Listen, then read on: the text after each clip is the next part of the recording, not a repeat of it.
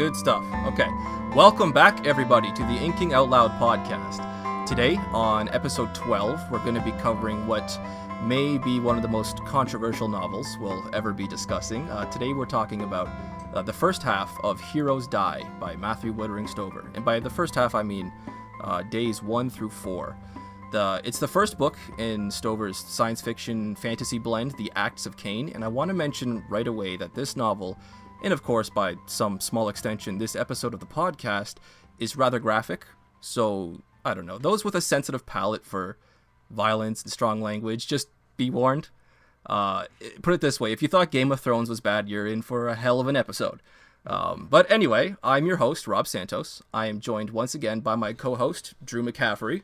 How's it going, everybody? And making his first podcast debut, Drew's cousin and our very own sound engineer, Mr. Patrick McCaffrey. How's it going, everybody? How's it going, I've been Pat? Lurking. It's yes. going great, thank you. For those who don't know, lurking in the shadows. Yeah, Pat's been so far up to this point mixing and mastering, just doing all of our sound engineering, because neither Drew or myself have the expertise, I should say, to do that, or the patience, I would guess. So I'm gonna be generously. Yeah, editing. I mean, I do some video editing. I have an idea of how tough that is, but I wouldn't even know where to begin for sound. So thank you, Patrick, so much for taking time out of your day to do this for us. So I'm gonna pass this off to Drew at this point, and what he's gonna do is he's gonna give us just a recap of what we've read up to this point. Drew, take it away, man. Yeah, so this book is a little more involved, and the world building goes a little more in depth than the stuff that we've done so far, and I know new readers sometimes struggle with kind of wrapping their heads around what exactly goes on. And so the premise of this book is that we're several centuries in the future of Earth, and Earth is now ruled by a global, strict caste system, and they kind of control the masses through entertainment. And how they do that is they've discovered this trans-dimensional technology called the Winston transfer, where they literally move people from Earth to an alternate dimension version of Earth where magic exists, and there are elves and dwarves and dragons and, you know, ogres and whatever. Yeah, there are. And so they train actors and implant them with chips and send them to Overworld, which is what it's called, and record their adventures there for the consumption of the audiences back on Earth. And our main character is a gentleman named Hari Michelson, and he is one of Earth's top 10 actors. He's extraordinarily popular. He's an assassin, and on Overworld, he's known as Cain. And it starts off where he's kind of, you know, over the hill in his career. He's pushing up on 40. He used to be married to another pretty popular actor named Shanna, and on Overworld, her name is Palace Rill, and she's a mage. Mm-hmm. And the impetus for the events of this book is that Shanna has gone offline during during one of her adventures, and because she's offline, she's gonna die really, really horribly in like a week when her body gets sucked back through all the dimensions to Earth. So he has to go find and let her know and maybe rescue her. But his studio bosses are trying to make a pretty penny off of him doing this. So they have him contracted to also assassinate the new God Emperor of Ancana, which is the main human empire on Overworld. And this new God Emperor, his name is Milkoth, is just ridiculously powerful. He's like 7.5 feet tall, 340 pounds, you know. And so Cain goes to Overworld and finds himself hired by Milkoth to find his wife, who has gone missing because of this spell that's called the Eternal Forgetting. And so Cain has kind of an in for both of his goals. And he then uses Milkoth's information to infiltrate the Imperial prison and rescue another actor named Lamorak, who is now Cain's ex-wife's lover, and uses that connection to then find Palace Rill. And they have the reunion. He lets her know that she's offline, and at that same time, he realizes that Lamorak is actually a traitor and is the one who betrayed Palace Rill to Milkoth in the first place. But before he can tell her that, he is yanked back to Earth by Administrator Kohlberg, his boss, and that is pretty much where day 4 ends. So we're left with quite a cliffhanger at the end of this selection. Yeah. So I want to say again, I was listening to this particular book on audiobook. So I'm really glad that I can get an update from Drew, or a recap, I should say, from Drew. Drew is, of course, the one who has read this book quite often, or not quite often, sorry, a few times. This is my third time. He speaks very highly of this one. So, but I want to know, Patrick, how many, like, is this something that you've read over and over again too, or is this something that you just casually? I'm on my. This is 1.5 times around for me. What do you mean by 1.5? Like you just gave it a quick skim? I've read it once. Oh, what am I saying? We're not done the book. Yeah, no, we're on halfway through. Yeah, that was a stupid question. Yeah. That's okay. Not to worry. Definitely a lot more language, a lot more violence, a lot more just graphic content in this book. I mean, right off the bat, one of the first lines I have written down. I want to say I do like Stover's style. I can't really specifically name why, but I will say right near the beginning, the line, "all proprieties must be observed in the death of a king," was kind of cool, but then it immediately was followed up with, "proprieties can fuck off." And, I had a little chuckle right there on page 1. Or at least I think it was page 1. Yeah. And it kind of, braces you for what's, gives you a taste of what's to come.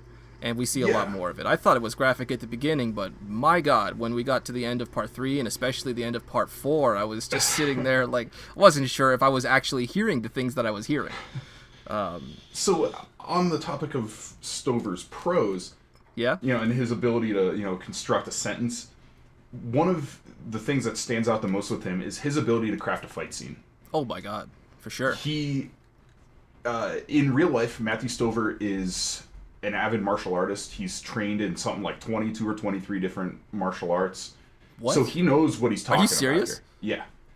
And it shows. Oh, wow. That shows makes a little more sense in his writing. These are all things that Kane is doing that somebody could do in real life. These are not, unrealistic, BS that he's, just making up.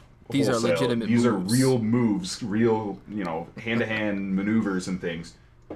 And he works that in really well with Kane's character. And that's where the strongest aspect of this book is. And that is just the powerful voice of his main character. Oh, yeah. And literally, speaking of the powerful voice, I just want to give a really quick shout-out to Stefan Rudnicki, because that guy does some of the deepest, graveliest voices I've ever heard any audiobook narrator pull off. His Kane is pretty good, but his Mile Koth is just, I at the risk of saying it, using this phrase, out of this world. It is really, really something to listen to. Anyway, go on, sorry. If I can just cut in here on an ironic note, Rob, Stefan Rudnicki does the audiobooks for Ender's Game. Does he really? And you could not imagine 2 more different books for the same narrator to be performing.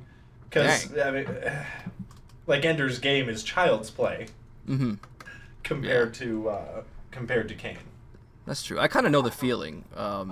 There's another audiobook narrator. I cannot remember his name, but he did Brandon Sanderson's Reckoner's trilogy, and then he also went and did Illuminae by Jay Kristoff and Amy Kaufman, and those are very, very different books, but maybe not quite to the degree here, because holy crap, Heroes Die is a dark and gritty experience. It definitely is. But Stover doesn't. The reason I still like the book, normally I don't like this kind of thing, but the reason I still very much enjoyed this book so far, at least, is because Stover doesn't seem to use it as a focus. He doesn't seem to give you violence and blood and language just for the sake of those. It feels like a part of what's happening, but it's not the focus of what's happening. It's just a happy, very happy and awesome laugh out loud coincidence every time. Well, so I have a major point. I have a lot of notes here to discuss, but this is my number one point right off the top, and that is what the theme of this book is this discussion of what it means to consume violent entertainment. We are consuming violent entertainment by reading this book, but this book explores violent entertainment itself through the studio and through the actors, and it it even brings in almost like fourth wall breaking at points where Kane has his speech to the subscribers right at the beginning of this book, and he's doing this canned thing, he's got his pre-written speech, and then he stops in the middle of it and he says, where did I put my book? Oh, there it is. I gotta find this quote because it's so good. In the meantime, I was going to point out, Rob, that I had the same realization. The Game of Thrones comparison is one that comes easily to mind. That's right. I did at the top of the podcast. Yeah. I would say that Martin uses it primarily for shock value. Oh my God, yes. That's one of my big points of just anger that I have. Not anger, but again, like I read and I know someone's going to be eventually saying, do Game of Thrones, you have to do Game of Thrones. Maybe someday we'll get to it just for point of cultural reference, but that's one of the problems I kind of had with Martin is that, again, he, just like you were saying, Patrick, and with a show especially, they seem to sacrifice a lot of good writing for just shock value, right? How can we shock you worse and worse? But Stover is much more subtle about it. Yeah, and so I found this quote here. Good for it. He's good for it. Go for it. Up before this crowd of all the subscribers, these ultra millionaires who are paying so much money to see him murder people firsthand. These are an entire class above him. And he's in the middle of his speech and says something took over Hari's hands. They snapped shut the cover of his notepad and dropped it to the stairs. Fuck this, he said harshly. All night long, I've been pretending to be Kane. Walk around, give you the eye, give you a line or two, a little thrill. It's all a fucking act. Yes, I remember this. You want to know what Kane would really be saying to you here tonight? You want to? He'd say, she's my woman and this is my fight. He'd say, you flock of shit-eating vultures should get lives of your fucking own. Get out of my way. And he steps down off the stage and walks out. Boom. Mic drop. And it's this supreme indictment of how these people are consuming their entertainment. He's saying they are trying to live vicariously through him in this horribly bloodthirsty manner because he kills people. And with this future technology, they can literally feel all of his emotions and the adrenaline and all of that and the actual sensation of punching somebody and what it feels like to get sliced when he gets sliced open with a knife or something. And they feel what he feels when he kills somebody. God damn. And adrenaline junkies really go far in the future, don't they? And he's been doing this for a couple of decades now, but it's his realization of how messed up this system is that he just pulls this out and says, this is wrong and you are all messed up for buying in so thoroughly to this. Yeah. And that extends a little bit to us readers because we're also, I certainly enjoy reading this book. It's entertaining. But what does that mean for me that I'm reading something this violent and being entertained by it? As good. Sorry, go ahead, Pat. Another question. What does it mean for him as a writer that he's choosing to write a story like this? That's similar to where I was going. What I wanted to say was, you got as much as I do agree with you on some level, Drew, I do want to say that context is still important, though. These are characters in the book on page that we are reading. If I knew for a fact that we had technology going to another dimension and this world actually was a thing and you could speak to these people and feel their emotions and actually kill them, I think that's still a whole other magnitude of realism, right? Yeah, but it is still people a say commentary. Video games make you violent. Jesus, this is above and beyond virtual, augmented reality, everything. Yeah, but it's still a commentary on what it means to consume violent entertainment. True. And for those who kind of like that plot point, check out Westworld on HBO. It's awesome. Yeah, it explores very similar that moral idea. situation quite a bit.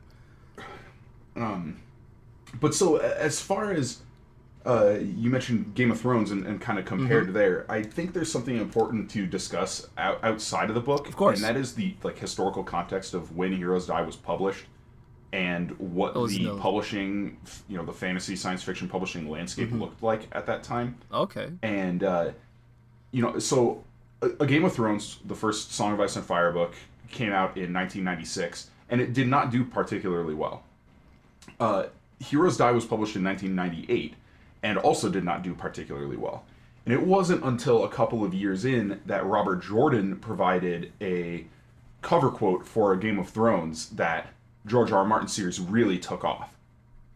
So, in a lot of ways, both Martin and Stover were ahead of their time. You know, like they were writing real grimdark fantasy way before grimdark fantasy became popular. And granted, Martin made it popular, but he also kind of got lucky in how he was the one to make it popular. Simply Most people I've talked to who Jordan? have read both The Song of Ice and Fire and The Acts of Cain will ardently argue that Cain is far superior. Oh, yeah. I agree. I mean, I've No. read the first 2 novels of A Song of Ice and Fire. I've read half of Heroes Die. I like Heroes Die quite a bit more. Yeah. And so there's an aspect of luck that comes into it, and there's this result where Cain is a criminally unknown book. I mean, it's so good. Yeah, I had never heard of it until I started talking to Drew for years. Very few people know about it. And I actually, so I do some freelance writing for Tor.com, and I recently, probably a couple of months ago now, wrote an article about Heroes Die and the cultural context of Cain and what Stover does and how he stands out in the grimdark genre. So, you know, if you're interested in a little look into that, that is on Tor.com. But yes, it is. It's important to understand like the timing of this book coming out and why Stover wrote the way he did with it. Mm. You know, because there just were not books like this being released at the time. You know. Yeah, yeah. Like, I'm used to fantasy and sci-fi, especially a lot more in fantasy, of course. You know, being very lighthearted, not lighthearted, but fluffy. You know, everybody makes it out okay. There's not a whole lot of grim detail, exploring the darker side of humanity. We saw some of that in this earlier in this podcast. I would say through the Rune Lords, but still, I mean, Stover is on a whole other level. But he does it in a manner, like I said, that just complements the plot. It's not the focus of the plot. Yeah. But some of those sections were very, very hard to read, particularly I would say near the end of part 4. The Theater of Truth. The Theater of Truth and their escape from it. Oh my God! Like I'm still, I don't. At go the ahead. risk of being that guy, I have to Go say ahead. this, but just wait. Oh, yeah. No, no, Just come wait. on. How can you beat? I mean, what they were literally doing was they were going down not a tunnel, but a chute full of human shit, and they landed in a pile of bodies, of rotting human bodies mixed in with human fecal matter and waste and all kinds of bodily fluids that were decaying. It was just like a cesspool of people's soup. And I just, how does it get worse than that? It gets so much worse. It doesn't How get does much it get worse worse than than that? in this book, but in the next book it gets significantly Oh worse. my God! I'm gonna definitely have to take some I guess Gravol would be the best thing we have, or maybe smoke a little bit of weed. But God damn, that was rough to get through. But I mean, you gotta respect it for what it is. He still does it in a way that's not gratuitous.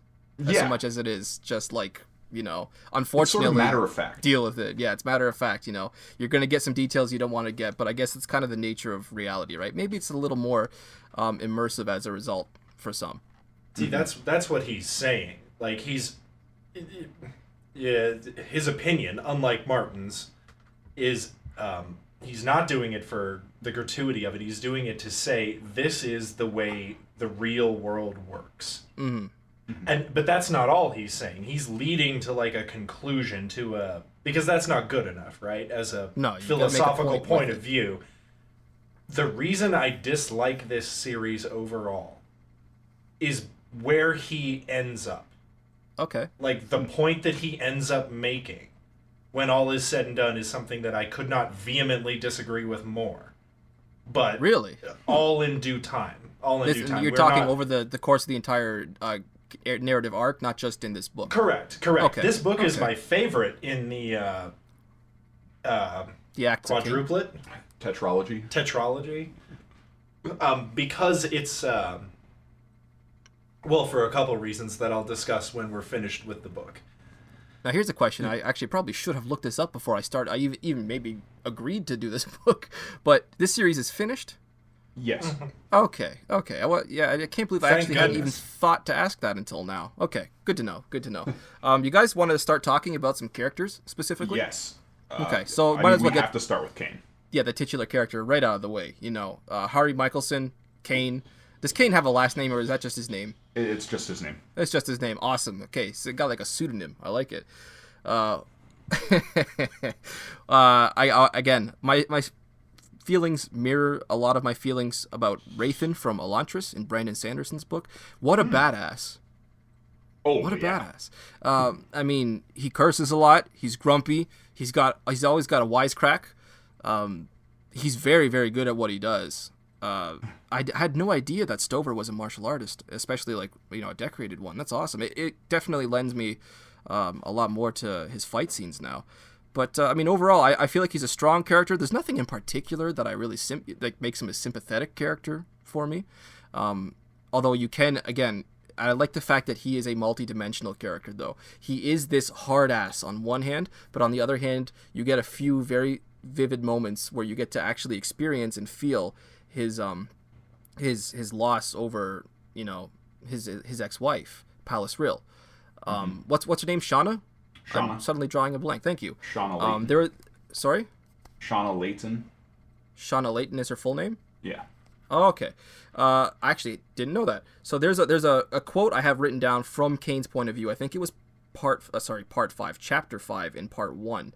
And here it is. Oh yeah, here's my point. So chapter 5, it's a bit of a bummer to read. You can really feel how much he misses Shauna.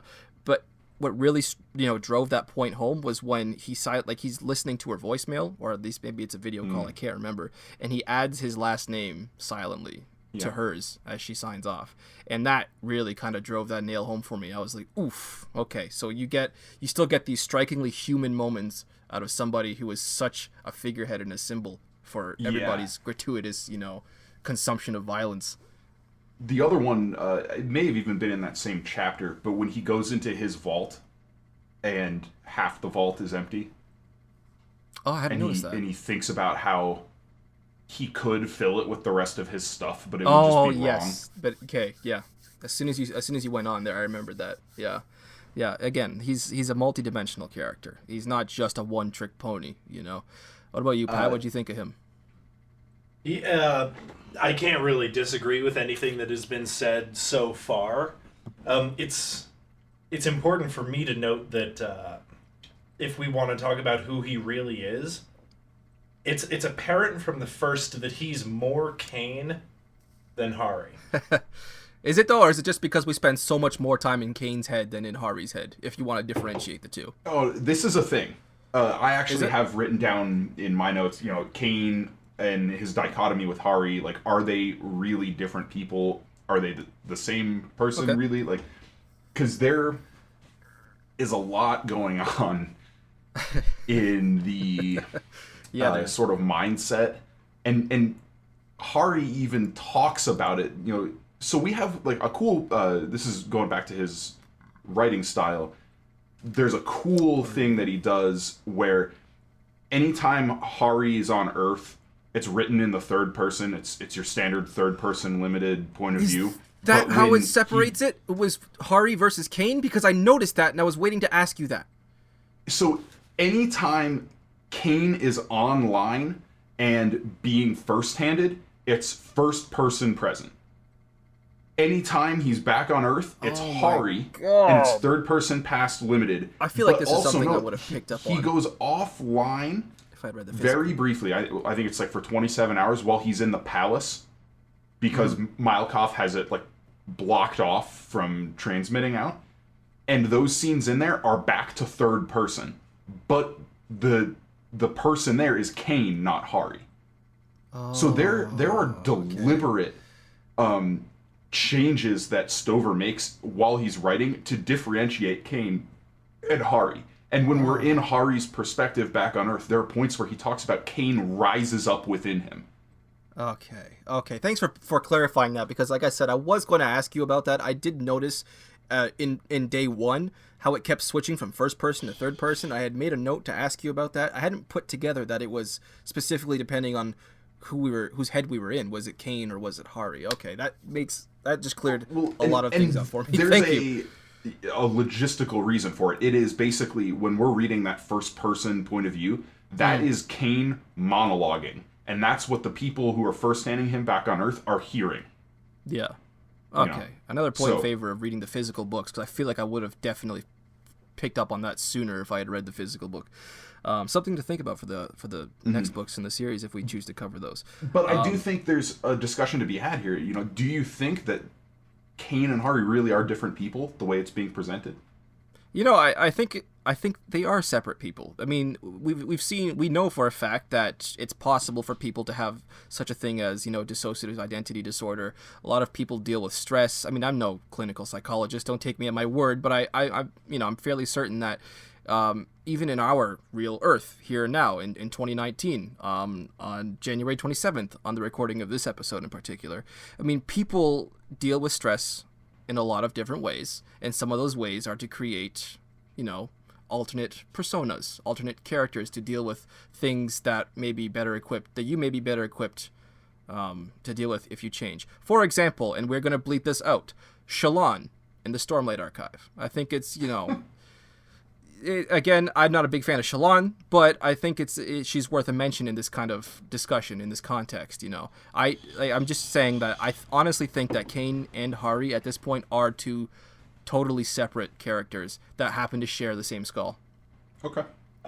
The difference that I would point out between Shallan and Kane is that Shallan is doing what she's doing unconsciously. For me, I see Kane as, that kind of tells you where I'm going, that I call him Kane. Yeah.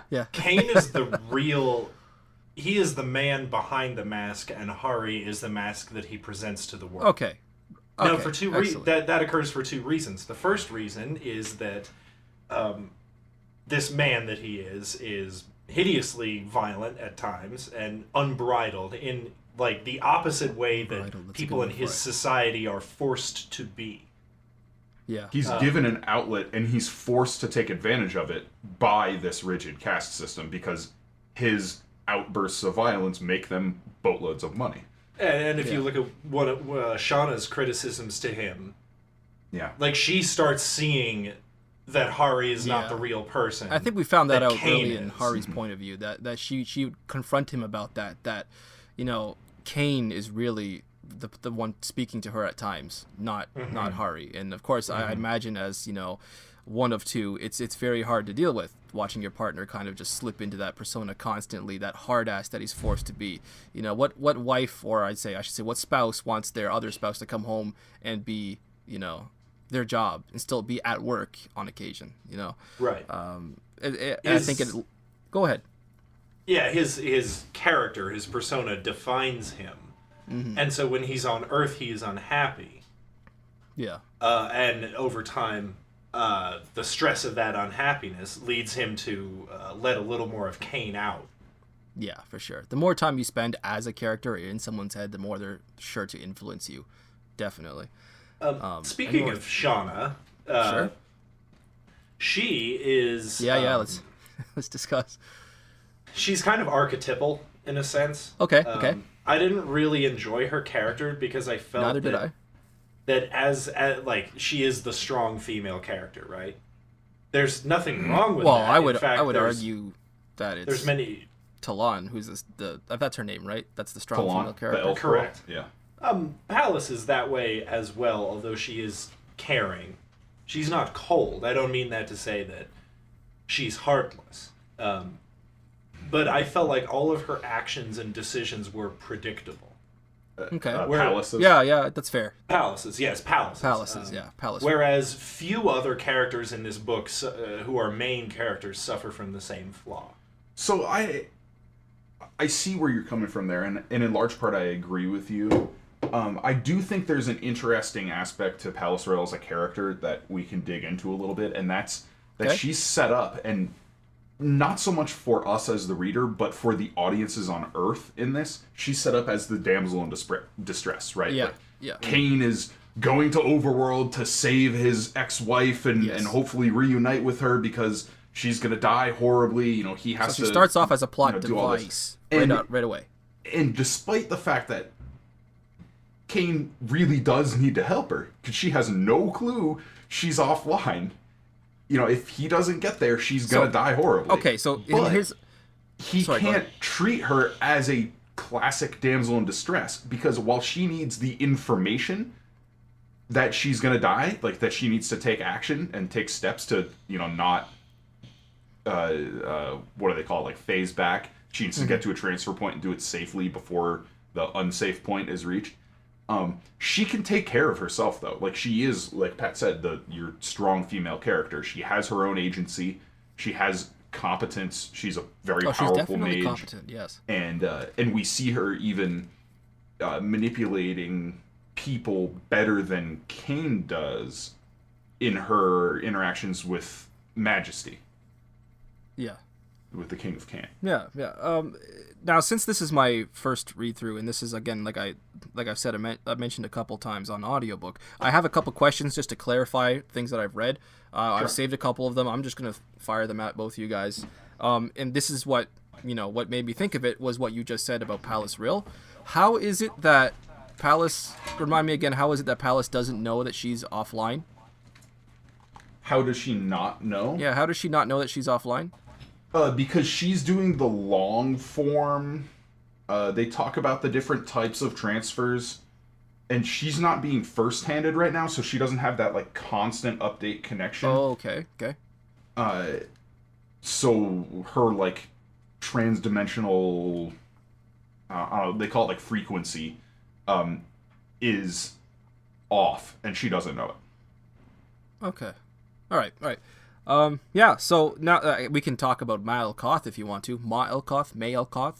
Or do you want to continue talking about... do you have anything else about Shauna you want to get out of the way? Because we really don't spend too much time in her head. I didn't really form much of a notable opinion on her. Like I said, she started off immediately. She was introduced as a plot device. She's not the most interesting character to read, I would think. But, I mean, I'm hoping that she gets a bigger role near the end. Yeah. But that's about it. Like, that's everything I wanted to talk about regarding Shauna. Do you have any more thoughts on her? Or should we head into not for the first half? Okay. All right. Let's save that for the second half. All right. So Maelkoth, then you want to? And Maelkoth, I think we have to discuss Maelkoth in context with Bairn as well, because Maelkoth is nominally our main antagonist in this book.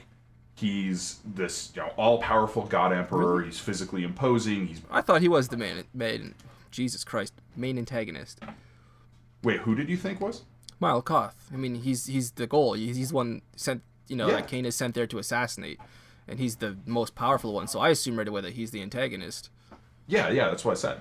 Oh, I thought you said Bairn was the antagonist. No, Maelkoth is. Oh, okay. No, good. I mean, Bairn is an antagonist. Yeah, exactly. But you have to keep them in context with each other, because they play off each other so much, and in really interesting ways. So, as I was saying with Maelkoth, he's framed as the evil one, right? Shauna, Palace Rill is fighting against him. He's got this whole, like, witch hunt going on where he's killing his political enemies indiscriminately. And, and the mere fact that he employs Bairn and unleashes Bairn, and Bairn is one of the most disgustingly abhorrent people I've ever read about. Oh my god, it's hard to be in his head. But at the same time, we see Maelkoth being a benevolent ruler and genuinely caring about people. And it's this weird thing to justify in your head. Like, in some ways, it's like Raja 10 was in the Rune Lords, where yes, where it makes you question your moral compass, sympathizing with the character who should be the big bad guy. Mm-hmm. And Stover does this cool thing where he kind of bounces back and forth, where he'll give you a stretch where you're starting to empathize more and more with Maelkoth, and then you'll get another Bairn point of view, and that yanks you back, and you realize, I can't root for Maelkoth. Yeah. And then there's another layer to that relationship between Bairn and Maelkoth, and that's we get a little bit of a hint of it in that very first scene where Malkoth takes Bairn and Toa Saitel up onto the tower, and he shows Kane's face in the clouds. And as Toa Saitel is being sent away, he sees at the end there Bairn holding, or Malkoth holding Bairn's head against his bare chest. And there's just the slightest hint of is there a homosexual relationship there? Yeah, I've noticed that a few times. And it goes even further than that, because earlier in that scene, when Toa Saitel and Bairn are verbally sparring, Toa Saitel calls Bairn a catamite at one point. Yes, catamite. I had to look that word really up angry about it. About a year ago when I was playing Outlast 2. And boy, was I in for a surprise. Yeah. And so if anybody doesn't know what the term catamite is, it's basically a man who's in a sexual relationship with a boy. Well, I think it's the boy that's the role. That's the catamite. That's the title. So Toa Saitel just says this as an offhand insult to Bairn, and Bairn gets furious about it. Oh, you hear a lot of different times when you're in Bairn's head about his first off, he calls it horniness a few times, but there's a lot of vivid descriptions of a sexual smile coming out of him. I did definitely get a few homoerotic vibes from him, but I wasn't certain enough to bring it up during this podcast, so I'm glad that you did. So thank you. My suspicions weren't just my gaydar wasn't going off just for no reason. Well, and the other really interesting thing about this is the way the book is set up is that Bairn and Kane are played against each other in a lot of ways, directly and thematically. Bairn's got a hate boner for him, though, there doesn't he? very much is another sense of is there something homoerotic, not consummated the way it's kind of implied in maybe with Bairn and Malkoth, but there's a sort of romantic almost portrayal of Kane and Malkoth even. Yeah, well, there's a few points. I think it was during Kane's very first meeting with Malkoth, and there was a moment when in Kane's head he described Malkoth as I can't remember what the word he used was, but it was along the lines of stunning, and he was just in awe, attractive. But again, going back to Bairn, there was a very specific moment where we get a taste of his kind of hate boner, if you want to call it that, for Kane, when he specifically thinks about wanting to fuck Kane's corpse. Yeah. Right? I mean, again, we're going to be censoring a lot in this podcast. Well, we aren't. Patrick's going to be. Thank you, Patrick. They're familiar with my censor by now. Oh, my goddamn right. Hammer of justice. But that is a valid point, though, where Bairn has this sort of unbridled sexuality, and even in his one point of view toward the end of, I think, day 3, he talks about, or he thinks about his past and what he wants out of life, and he says he wants to live. He wants to experience everything, no matter how horrible. He wants to do everything. Is this during that same scene in his head where he's describing what he wants to do to that one random family when he walks by? Yes. God fucking damn it, that was... Yeah. I mean, there's no...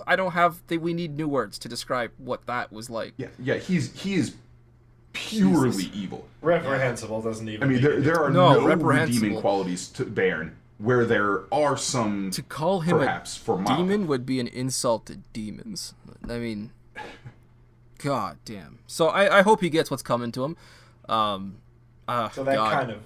I don't hope he gets what's coming to him, because I don't want to read something that horrible. Does that make sense? Yeah, no, I get what you mean. Anyway, back to Malkoth. Yes. When he was introduced, that was the real hook of the book for me. Oh yeah, because that was impressive. I was like, oh okay. I thought he was just going to be another random dictator, but instantly it's apparent that he's so much more. Yeah, and the situation that scene creates is really interesting, and that's for me again. That's where the book took off. Yeah, I so props love to that character. props to Stover for writing a really interesting, let's call him villain for now. Yeah. As far as Miles goes, I have a few thoughts about him, and I know I'm the kind of guy who hype up a lot of characters all the time. I realize now, listening to our past podcasts, I have a habit of saying, I love this character, it's my favorite. Oh, this character's my favorite too. But, I mean, when I say that Mile Koth may be my favorite villain of all time, I'm going to back this up right now. I have whole points just ranting about Mile Koth, so let me get this out of the way here. First off, he's got an interesting introduction. Of course, I say interesting with air quotes because the description of the entrails, pulsing in time with the victim's heart, it was horrifying to read. His large inhuman stature and build, the manner in which he speaks, his whole diatribe about how he holds time in his very grasp, and reality shapes itself to his will. I mean, right off the bat, as Pat was saying, he seems like he's going to be a hell of a force to be reckoned with. And then, of course, the part where I really fell in love with Mile Koth as a character, like as a villain, was during his interactions with Cain. Specifically, I can't remember if it was in part 2 or part 3 when Cain was in the palace and he was observing the meeting between Mile Koth and his subjects. He was kind of observing it unnoticed at the beginning, but like, again, going back to Mile Koth, his mannerisms are brilliant. Like, the way he kind of imitates Cain's more, like, earthly verbatim, plays along with Cain's humor on occasion. His whole M.O., like, he had a great diatribe, again, about, finding out about Earth, which was a moment, as a reader, you're like, oh, shit, hold on a second. This problem went on a whole new magnitude now. His desire to imitate the success of future Earth by becoming the only true god of Overworld. The moment I think I officially decided I liked him, though, was when Cain asked him, are you trying to become the only true god so you can save mankind? Or are you trying to save mankind so you can become God? And then Mile Koth just booms this genuine laugh across the whole chamber. He confuses everybody, right? But he speaks to Cain, and he seems genuine when he tells Cain. Yeah. That's why he values Cain. That's why he keeps him around, for his insight. Just for being able to ask questions like that in the first place. He still comes off as self-aware, right? Even though he goes off on these rants about his power, and is such a megalomaniac. But at the same time, it seems like he backs it up every single time we get a glimpse at him. And he reveals to Cain that, worst off, these other people, the Actiri, of whom he's investigating, he reveals that they're invading their own world to commit such atrocious acts simply for entertainment, going back to our earlier point, Yep. So I would say that, to wrap up my thoughts on Mile Koth, he goes on to fill what I consider, at this point in my life, what I consider to be the perfect antagonist, the perfect villain. He's one who makes the protagonist or the reader, or both, wonder about their own morality, because this is how the perfect antagonist is written. I think this may be a bit contentious to say, but I went on to say, to wrap this up, he is everything that Dark and Rahl, Raj Aten, and the Lord Ruler tried to be. Very much so. He comes so. across as not human. No. In many ways. But he started off human. I don't get that. Right. Maybe the whole... I don't just mean physical characteristics or anything like that, although that is certainly above humanity. His whole attitude, like we've been discussing, is this balancing act between megalomania and benevolence that no human has ever been able to achieve. And we've seen throughout history the tyrants who attempted to sell that story, but Mile Koth is written in a way that makes it believable on the page. That makes him not only not human, but very interesting. Yeah, and because this is a fantasy world, it gives Stover the opportunity to write a character who can pull this off and have the, in a sense, a moral justification for what he's doing, because he literally can become God, you know? And that brings in kind of one of my other things I've written down here, and that is the presence of religion in these books, and how how gods are present in Heroes Die, and very much even more so as the series goes on. Okay. And know. It's really neat how he takes fantasy gods. You know, he has a fantasy world that's not totally original. You know, there are lots of other books out there you can read where it's like, the elves have a god, and there's a god of war and a god of death, and you know, all this stuff, competing gods. But because he has a portal fantasy going on here where Earth is a thing, he can tie back the themes of those gods to religions on Earth, specifically Christianity, which is what he brings up here, and that's where, as you said, Malkoth gets his whole idea for how to run his empire and how to become God, and it's to aggressively and violently evangelize. And we got that really cool scene during the baptism, for lack of a better word. The ritual of rebirth, is that what you're referring to? Yeah, the ritual of rebirth. Can you we'll get into that in a little bit, but there's the so I don't remember that scene, if we got one. There's the like lightning god priest there. Yes. Who obviously he's like, I'm consecrated to my god, I'm not gonna forswear my oaths, and if you speak blasphemy against my god, he will strike you down with a lightning bolt. And Malkoth just kind of laughs and says, all right, come at me. Yeah, come at me, bro. And the guy does it, and he calls down lightning, and Malkoth just shrugs it off and kills him. You know? And suck it, noobs. Yeah. It's this, like, really visceral and a very effective way for him to use the ideas of aggressive evangelization that we see many religions in our world today. Yeah, for sure. But with a more immediate impact. Like, how easy is it to say, you know, my religion is the true religion, when I can challenge your religion straight up in a literal battle of magic and beat you? Yeah. Like, absolutely. That's a point that Malkoth makes specifically about what he learned about the other world, about the Daktiri, and, you know, mankind's success in that future, and how they used to rule the world based on gods that were just, you know, ephemeral. They were just on the page. They were just ideas that existed in your mind. Well, and he said his whole point, the quote is, they weren't even sure if their god was real. Yeah, thank you. They weren't even sure if their god was real, which is a great point, because what Malkoth then goes on to say is that what would people be like if they could actually see their god? They had a tangible god who could perform tangible miracles right in front of their eyes. How much more powerful is he going to be as a result? And it's kind of hard to argue with that kind of logic. Yeah. Definitely. Now, the ritual of rebirth. Yes. What does that, like, what are the consequences of that? Because I remember Cain once or twice mentioning that Malkoth could speak to him because of the ritual of rebirth. What do we know why exactly that is? Is that like something to do with the magic system, or is that just like this works because of that, just accept it? More so the second. Okay. There's a pretty soft magic system in this book in general. So Malkoth's ability to do that doesn't extend to just anybody.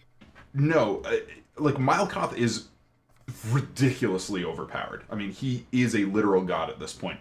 And there's more to the ritual of rebirth than we just got in this one. We'll get a little more about it in the second half of this book. But the most immediate effect of it is that, yes, Malkoth can then speak in the minds of his children directly. Oh, interesting. But oh god, I have an answer to Malkoth's question about what would the people be like if they had a god that they could actually see. The answer kind of depends on what kind of subjects you want. And this is kind of telling to Malkoth's character. If you want children who will always run to you to solve all their problems, whenever these things inevitably come up in day-to-day life, that's what you get with the Malkoth version. You will never get people who are capable of standing on their own, who will learn fortitude and perseverance, etc., etc. And that's not what Malkoth wants either. He doesn't want autonomous, capable, independent beings. He wants to be loved. And that's why he's present to his people all the time and doing all these things. He's showing his power so that he will be admired and run to. Well, and even more than being loved and admired, he wants to be depended upon.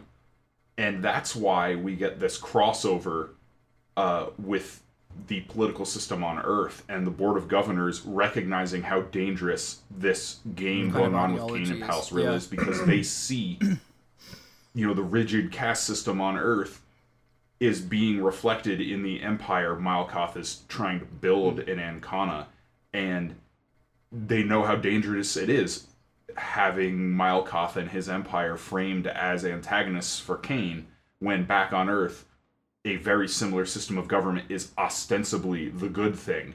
And that's why they go to Kolberg and tell him, use that emergency button, use that recall button if Cain starts going over the line and talking about politics. Yep. And Cain does several times, and that's why we get that recall. Well, part of why we get that recall. Yeah, you know, exactly like Malkoth said to Cain when Cain asked him the question to which I referred to earlier. You know, are you trying to save mankind so you can become God, or are you becoming God so you can save mankind? And Malkoth's answer to that question was, it's irrelevant. Yeah, it doesn't He said matter. he had already been aware of that. He had already asked himself that on occasion, and eventually he decided that it's irrelevant. Does it matter? You know? And I think that speaks a lot about his character. That's scary. Going forward. It's terrifying to consider, you know. While we're talking about characters, I want to give just a quick shout out to Toa Saitel for being awesome. I don't know why I like him so much, but I do. I'm always like, anytime he's on the page, I'm like hooked on his every word. Whenever we get the rare point of view from him, I'm all about it. He's the sneaky politician, you know. He's the crafty one. He's the one who's insightful, and he's smarter. And a lot of times, than this is a everyone character around him, that turns out to be a lot more, you know, dangerous or influential than you previously expect. Than the Barons going forward, I predict that he's gonna do something really important. I like him. I would keep that same prediction in your back pocket. Yeah. No, speaking of predictions, I do have one prediction going forward. Let's hear it. Well, before we get to that, I think we should do our 3 favorite scenes first. Oh my god, I didn't pick any. This is not the first time I've done it. Okay, it's okay. I'll pick some off right off the bat right now. Yeah. The introduction. Sorry, Pat. Do you have 3 favorite scenes? The one that struck me on my reread, most of all, was there's a scene where Hari on Earth is riding in a helicopter and there's a storm going on outside, and the lightning illuminates his face. In the next scene, it's from Toa Saitel's point of view. There's lightning on Overworld, and in his imagination, or so he thinks, there's a face illuminated in the clouds by this lightning strike. Whoa! That's worth going back to check it out. Blew my mind. It's unreal. So cool, but easy to miss, so I'd go back and hunt for that. Awesome. Apart from that, my favorite scenes have yet to occur, so I'll just kind of keep those under my hat for the time being. So you're gonna take the easy way out and only do one favorite scene? I totally forgot about the favorite diving through shit scene was pretty cool too. To do it at the very end of the book, I suppose. But I can choose them off the top of my head. As was Malkoth's scene. Yeah, so I think Malkoth is in every one of my favorite 3. Obviously, the escape from the dungeon. You know, that was just so vivid and so well done and so action-packed. And with really fun, varied combat and stuff like that. And getting to see Talon in action. She's awesome. She's awesome. She's really incredible. And we'll talk about her more in the second half of this book. But the second scene for me is that speech that Cain gives to the subscribers when he goes through. You know, so I didn't mention this earlier, but you know, there's this ball, this party. It's a masquerade, actually. It's a costume party for all the subscribers, and the theme of it is like the enemies of Cain, and it's all of the antagonists over the course of his many adventures back in his career. And this time around, you know, now that I've read this full series twice, over the course of the series, you do learn more about his past adventures. And so it was fun kind of putting all of these names that are just names on a page, if you're reading this the first time, in context. And being like, okay, yeah. And recognizing why these people are so popular that subscribers would want to dress up as them and how dangerous they were and stuff like that. And like Perth and Claylock, that was when Mark Velo dressed up as him, right? Yes. Yeah, like he's got like a crushed eye and his eye's like hanging out of the socket, and that's a great story. We'll get there in a couple of books. But I liked that scene a lot, and the mic drop at the end with his speech, and then even better after that when Kolberg runs after him. Oh, his confrontation with Kolberg was so satisfying. Well, Hari realizes that he has Kolberg by himself in a secluded hallway, and he becomes Kane, and he outright threatens Kolberg. And in this caste system, that's a giant no-no. Yeah. And that informs all of Kolberg's actions for the rest of this book. So... Well, financially speaking, he's got Colborne by the balls. So he has, that's why a bit of Kane seeps out, I think, right? Kind of. Kind of? You'll see. Okay, I'll see. I will see. I'm sorry, did you get to all three of yours? Or did... No, so my other one was when Kane sneaks into Kirandal's rooms. Yeah, okay. And we get that from her point of view, and it's so good because we've gotten a couple of scenes from her point of view immediately preceding that, and we see how utterly in control of her setting she is.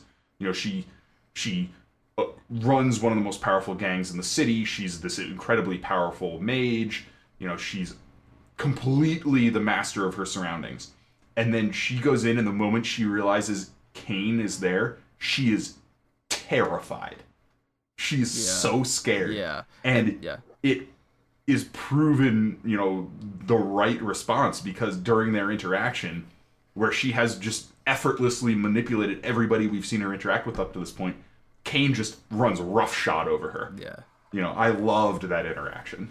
Yeah, for sure. I totally forgot about that scene until you brought it up. And speaking of forgetting about scenes until you brought it up, I was thinking just a few seconds before you did, I was like, oh yeah, Kane's scene when he was talking, Hari's scene when he's talking to the subscribers, that mic drop at the end is so notable. I did love that scene. But I think, you have to give a shout out, of course. I would have to give a shout out to that huge mid-book climax that we got with the escape from the Theater of Truth. That was long, and there was so much action packed there into what is, the halfway point of the book. For all intents and purposes. I wasn't expecting to be so entertained and gripped that early on to this book, because I was aware. The audiobook is like 22 hours and change. This is like 11 hours in or 12 hours in, so I wasn't expecting to get that much action and that much awesome this early. But I think my very favorite scene of the entire book would have to have been Mylkoth's his whole explanation to Kane that he knows that he's on to what's happening, that these earthlings are coming to his world and that they are performing all these atrocious acts, and you really start to think about where your moralities lie, and Kane starts to realize, oh crap, something is really wrong. That whole scene is done so perfectly well, especially with an antagonist written as well as Mylkoth's is. So far in the first half of this book, that to me is bar none my favorite scene so far. Yeah, that's a good one for sure. It's definitely a good one. Or even his introduction is such a perfect introduction too. That was gruesome, but it was effective. Do you have any predictions for? I only had events the one of the future. I only had the one. And of course, it deals with Mylkoth. I think that he is too smart for Kane to really be going along with what he's going along with. I predict formally, right here and now, Mylkoth is onto him. He already knows that Kane is an actor. He knows. But so far as he's admitted, every time he tries to torture information out of these people to get more information, clearly, they all seem to have this phantom death that just shows up, right? And he can't get any more info. So I think his roundabout way of getting more information on this, what he considers to be the biggest threat to his people, he is playing Kane like a fiddle. He's onto him, and he is just trying in a very roundabout way to get Kane to reveal more information than he's been able to learn up to this point. Okay, that's fair enough. I will tell you that I had the same inclination as you did when I was going through for the first time. But that's all I can say on the subject. Oh yeah, sure, that's fine. I would like to interject. Okay. And just bring it back to favorite scenes, and this is an honorable mention.